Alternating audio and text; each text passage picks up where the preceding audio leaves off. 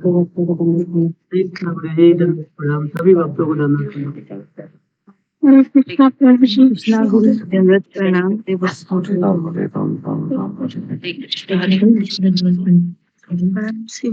कृष्णा गुरु जी। हरे कृष्णा हरे कृष्णा प्रणाम करो। हरे कृष्णा कृष्ण कृष्ण हरे हरे राम हरे कृष्ण हरे राम हरे कृष्ण हरे कृष्ण हरे हरे हरे राम हरे कृष्ण कृष्ण कृष्ण हरे हरे जय श्री कृष्ण चैतन्य हरे राम हरे राम नित्यानंद हरे वासुदेव गौरव कृष्ण हरे हरे कृष्ण हरे कृष्ण कृष्ण कृष्ण हरे हरे राम राम हरे राम राम राम हरे कृष्ण कृष्ण कृष्ण हरे कृष्ण हरे राम हरे राम हरे कृष्ण हरे राम राम राम हरे कृष्ण कृष्ण हरे राम हरे राम राम राम राम हरे राम हरे कृष्ण कृष्ण कृष्ण हरे हरे राम मांगी माता जी माइक म्यूट कीजिए प्लीज। मांगी माता जी। तो आज हम चर्चा करेंगे जी चर्चा करेंगे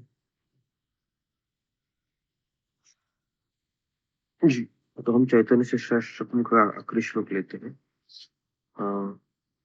आश्लिष्यवा पादरतान पिनष्टुमाम आदर्शनाम मर्मर्हताम करोतु यथा तथा वा विदधातु लंपटो मत प्राणनाथस्तु स एव नाथ।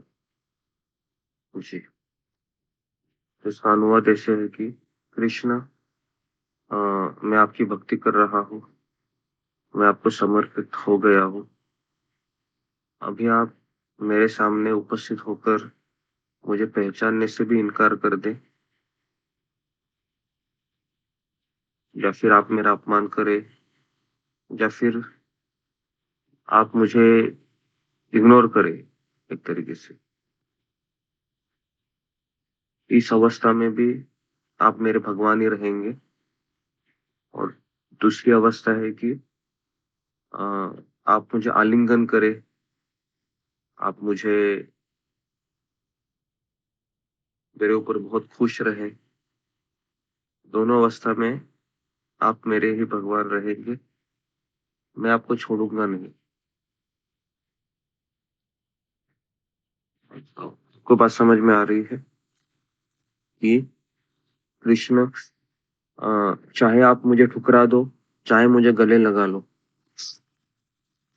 ये दोनों भी अवस्था में आप ही मेरे भगवान रहेंगे, मैं आपको छोड़ूंगा नहीं। तो इस तरह से हमारा मनोभाव होना चाहिए, क्योंकि हमारे साथ कुछ भी हो जाता है तो हम कृष्ण से नाराज हो जाते हैं।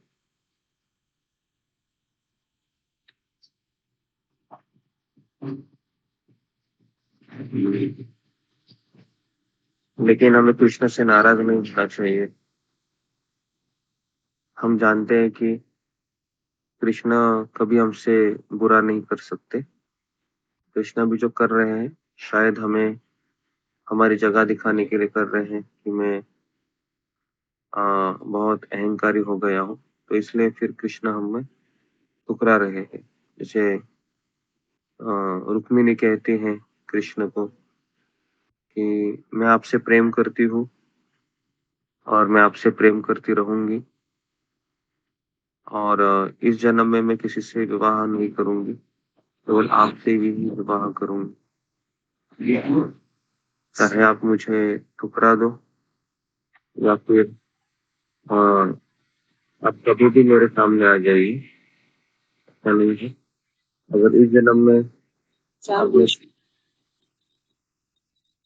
में अगर आप मेरे पति के रूप में मुझे अगर नहीं मिले, तो इस जन्म में आपकी राह देखूंगी, अगला जन्म भी लूंगी, अगला जन्म भी मैं आपकी राह देखूंगी। ऐसे कई सारे जन्म हो जाने दो, लेकिन मेरे जीवन में आप ही मेरे पति रहेंगे।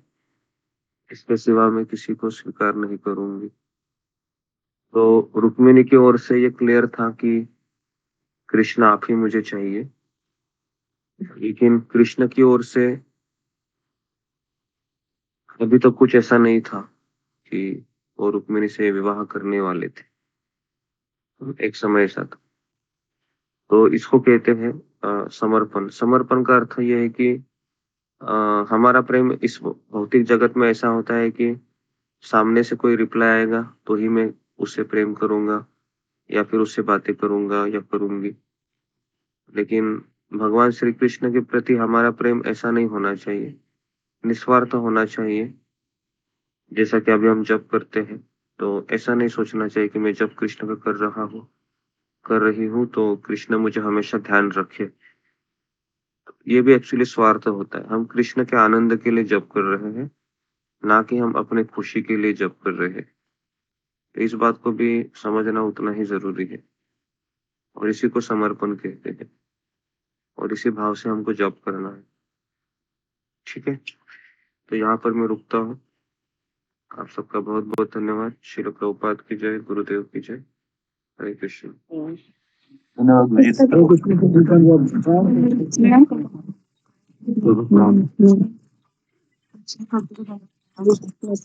Yes.